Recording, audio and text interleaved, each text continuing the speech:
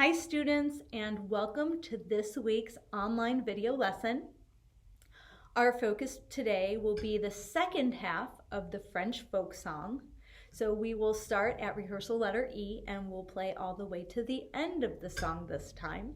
This video was made for violin students and we will be practicing the violin part in this video.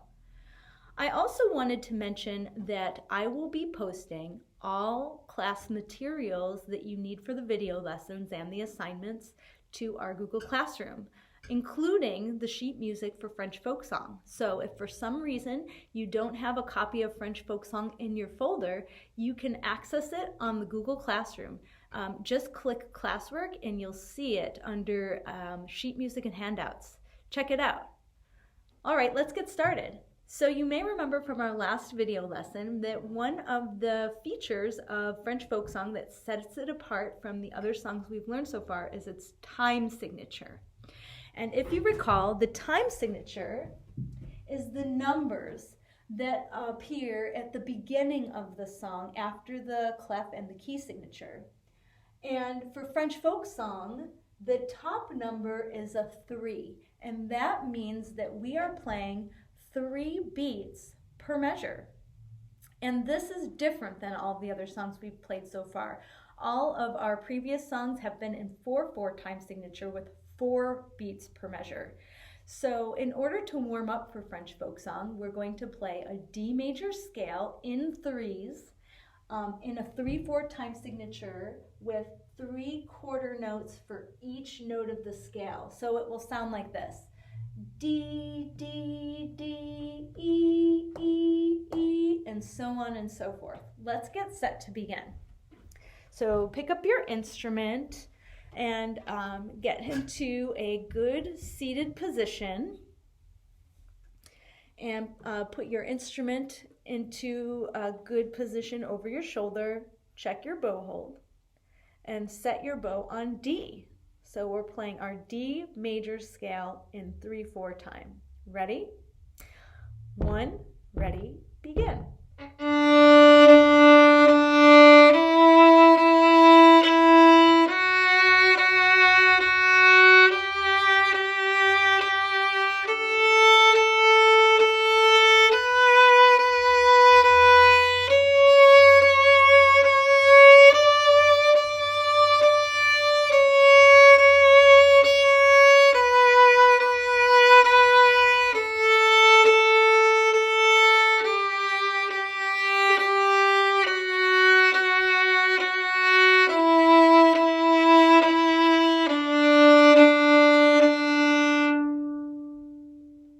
Excellent work, students.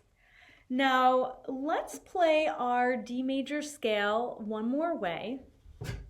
Let's play the D major scale using dotted half notes.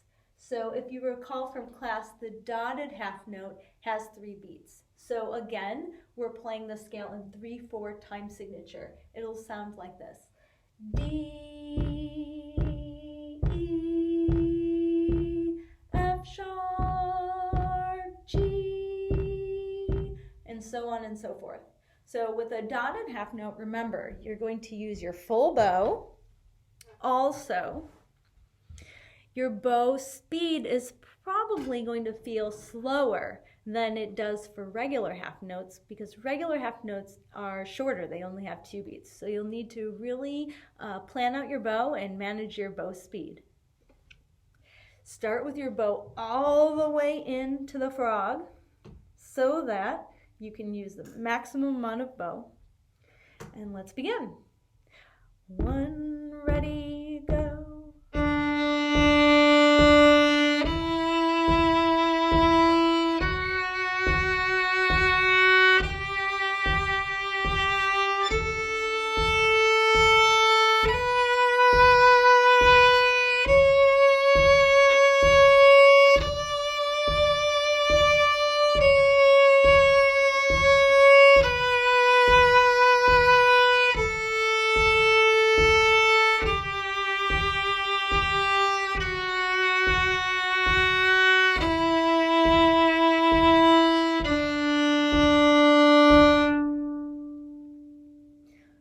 warm-up, students. Now let's get set to play the song. Hopefully you have your sheet music out and somewhere where you can see it well.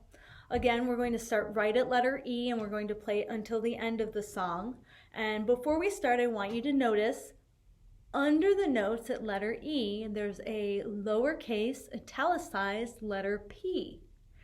And hopefully you remember that the P stands for piano, and piano means to play soft.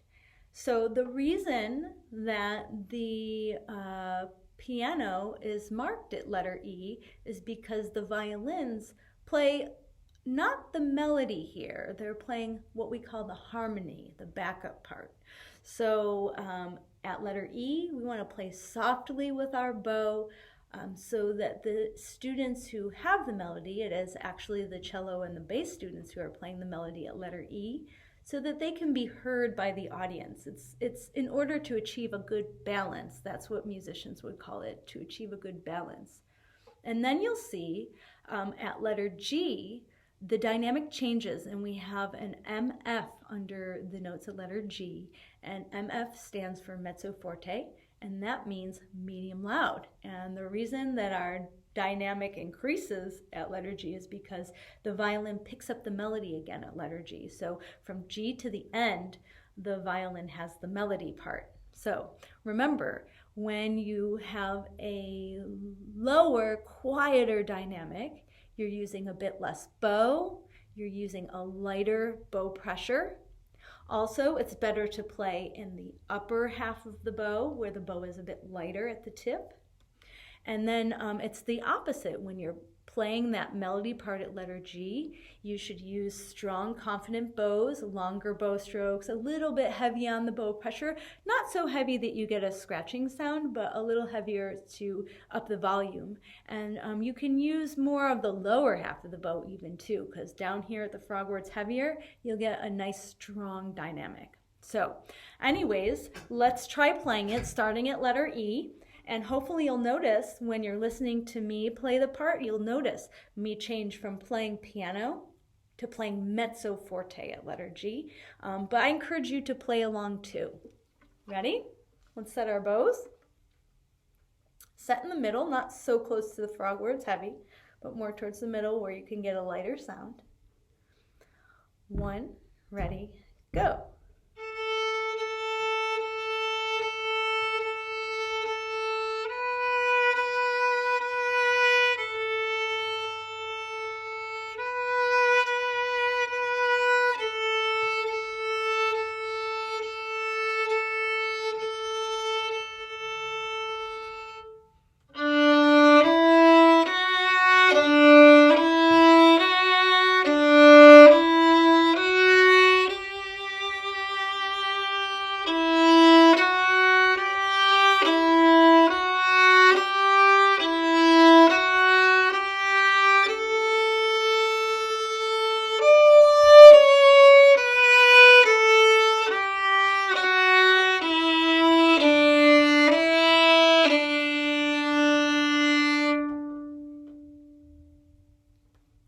Excellent work, students, and that concludes our video lesson this week.